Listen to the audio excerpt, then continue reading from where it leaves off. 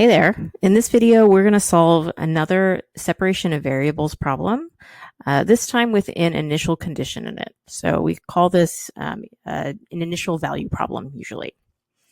So first thing I'm going to do is start by focusing on the differential equation and see if I can separate the variables here. Now, the derivative on the left side is dx dt, which means that x is my dependent variable and t is the independent variable. So I'm going to leave the dx on the left and move all other x terms over with it. And then everything else gets thrown over with the t. So I'll multiply by dt on both sides. And then the right side of this equation is 4 times the quantity x squared plus 1. So I'm going to divide both sides by x squared plus 1 to separate the variables. So if I divide by x squared plus 1, I will get dx over x squared plus 1 on the left side. And then if I multiply by dt, I get 4 dt on the right side.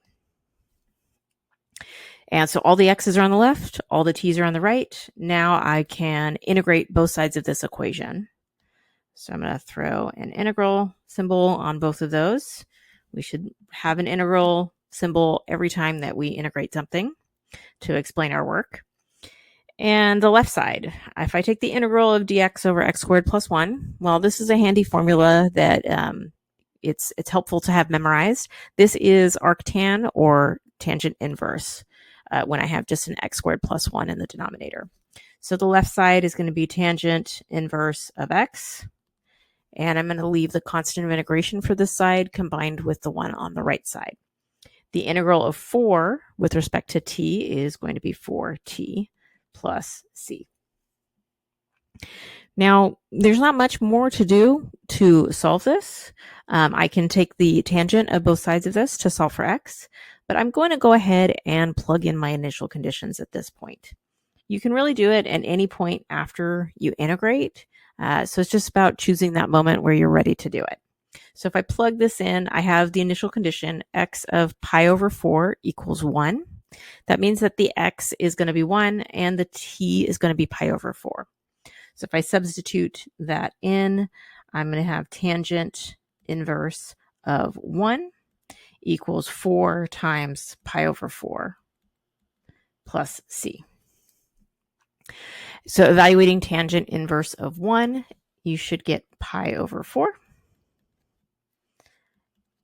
And then on the right side, 4 times pi over 4 is just pi plus c.